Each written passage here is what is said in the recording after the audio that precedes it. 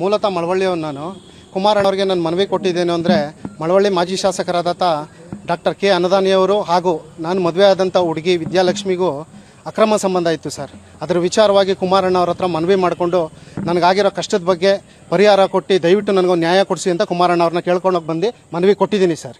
10 ವರ್ಷದಿಂದ ಆಕೆ ಜೊತೆ ಅಕ್ರಮ ಸಂಬಂಧ ಇತ್ತು ಸರ್. ನಾನು ಹಲವಾರು ಸತಿ ಬೇಡ್ಕೊಂಡು ಕೇಳಿಕೊಂಡು ಕೈ ಮುಕ್ಕೊಂಡ್ರು ನನಗೆ ಇದುವರೆಗೂ ನನಗೆ ಡೈವರ್ಸ್ ಕೊಟ್ಟಿಲ್ಲ ಸರ್. ನಾನು ಎಕ್ಸ್ಪೆಕ್ಟ್ ಮಾಡಿದ್ದು ಒಂದು ಡೈವರ್ಸು, ಕಾನೂನು ರೀತಿಯಿಂದ ಡೈವರ್ಸು, ಒಂದು ಮಗು ನೋಡೋದಕ್ಕೆ ನನಗೆ ಪರ್ಮಿಷನ್ನು ಕಾನೂನು ರೀತಿಯಿಂದ ನಾನು ಕೇಳಿದೆ ವಿನಃ ಬೇರೆ ಯಾವುದೇ ರೀತಿಯಾದಂಥ ಇಲ್ಲ ಸರ್. ಹೇಳಿ ಸರ್, ಇದು ಅಕ್ರಮನ? ಇದು ಮಾಡ್ತಾರೆ, ಒಬ್ಬ ಜನಪ್ರತಿನಿಧಿ ಮಾಡ್ತಾರೋ ದೌರ್ಜನ್ಯ ಅಲ್ವಾ ಇದು?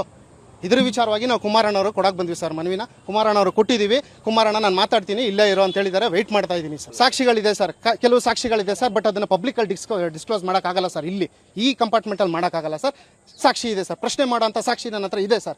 ಸಾಕ್ಷಿ ಇದ್ದೇನೆ ನಾನು ಆಚೆ ಬಂದಿದ್ದೀನಿ ಸರ್. ಈ ಕೇಳ್ಬೋದು, ಹಲವಾರು ಜನ ಕೇಳ್ಬೋದು, ಇಷ್ಟು ದಿವಸ ಎಲ್ಲೋಗಿದ್ದಪ್ಪ ಅಂತ. ಅದಕ್ಕೆ ನಾನು ಉತ್ತರ ಏನು ಅಂತಂದೆ, ಒಬ್ಬ MLA ಅವ್ರ ಜೊತೆ ನಾವು ಆಡಬೇಕು ಅಂದ್ರೆ ಒಬ್ಬ ಕಾಮನ್ ಮ್ಯಾನು ನನ್ನಂಥ ವ್ಯಕ್ತಿ, ಇಟ್ ವಿಲ್ ಟೇಕ್ ಟೈಮ್. ಹೌದು, ಯಾಕಂದರೆ ಸಾಕ್ಷಿಗಳು ಕೇಳ್ತಾರಲ್ಲ, ಆ ಸಾಕ್ಷಿಗಳನ್ನ ಸಂಪಾದನೆ ಮಾಡೋಕ್ಕೆ, ಆ ಸಾಕ್ಷಿ ನಾನು ತಗೊಳ್ಳೋದಕ್ಕೆ ಕೆಲವೊಂದು ಸಮಯ ಬೇಕಾಯಿತು. ಸಾಕ್ಷಿ ನಾನು ಒದಗಿಸ್ತೀನಿ. ಈಗ ನಾನು ಅದನ್ನು ವಿಚಾರನ ಮಾತಾಡಿದ್ದಕ್ಕೆ, ಮಳವಳ್ಳಿಯಲ್ಲಿ ನನ್ನ ಯೂಟ್ಯೂಬ್ ಚಾನಲಲ್ಲಿ ಮಾತಾಡಿದ್ದಕ್ಕೆ ನನ್ನ ಮೇಲೆ ಡಿಫಾರ್ಮೇಷನ್ ಕೇಸ್ ಹಾಕಿದ್ದಾರೆ. 2 ಕ್ರಿಮಿನಲ್ ಕೇಸ್ ಹಾಕಿದ್ದಾರೆ ಅಂದಾನಿಯವರು. ಹಲಗೂರಲ್ಲೊಂದು, ಬೆಳಕೋಡಿಯಲ್ಲೊಂದು, ಬೆಂಗಳೂರಲ್ಲಿ ಡಿಫಾರ್ಮೇಷನ್ ಕೇಸ್ ಹಾಕಿದ್ದಾರೆ. ಡಿಫಾರ್ಮೇಷನ್ ಕೇಸ್ ಹಾಕ್ಬಿಟ್ಟು, ಡಿಫಾರ್ಮೇಷನ್ ಅಂದ್ರೆ ಏನು ಸರ್? ಮಾನನಷ್ಟ ಮೊಕದ್ದಮೆ. ನಮ್ಮ ಹೆಂಡತಿ ಜೊತೆ ಫೋನಲ್ಲಿ ಮಾತಾಡ್ಬೋದಾ? 1 ದಿನ, 2 ದಿನ, 1 ತಿಂಗಳು, 2 ತಿಂಗಳು, 3 ತಿಂಗಳು, 6 ತಿಂಗಳು, ವರ್ಷಾನುಗಟ್ಲೆಯಿಂದ ಫೋನಲ್ಲಿ ಮಾತಾಡ್ಬೋದು. ಒಬ್ಬರು ಶಾಸಕರು ಬೆಂಗಳೂರಲ್ಲಿ ನನ್ನ ಮನೇಲಿರೋ ನನ್ನ ಹೆಂಡತಿ ಜೊತೆ ನಾನು ಇಲ್ದೇ ಇರೋ ಟೈಮಲ್ಲಿ ಹಲವಾರು ರೀತಿ ಸಾಕ್ಷಿಗಳಿದೆ, ಕೊಡ್ತೀನಿ. ಅದು ಕಾಲ್ ಡೀಟೇಲ್ಸ್ ಇದೆ, ನನ್ನ ಹತ್ರ ಕೊಡ್ತೀನಿ.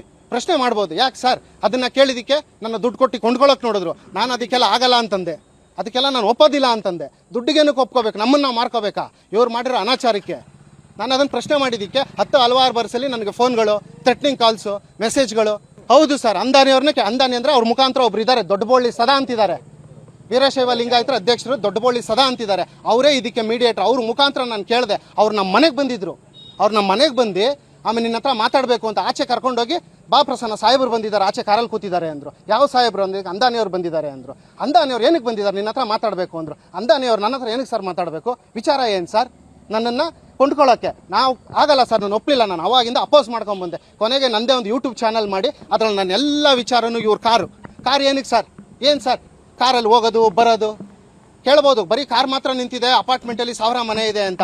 ಅಪಾರ್ಟ್ಮೆಂಟ್ ಈಕೆ ಅಪಾರ್ಟ್ಮೆಂಟ್ ಮಾಡಿರೋ ಕಡೆನೇ ಅವ್ರ ಕಾರ್ ಹೋಗುತ್ತಾ? ಇಲ್ಲ ಅಪಾರ್ಟ್ಮೆಂಟ್ ಮಾಡಿರೋ ಕಡೆನೇ ಇವ್ರ ಕಾರ್ ಬರುತ್ತಾ?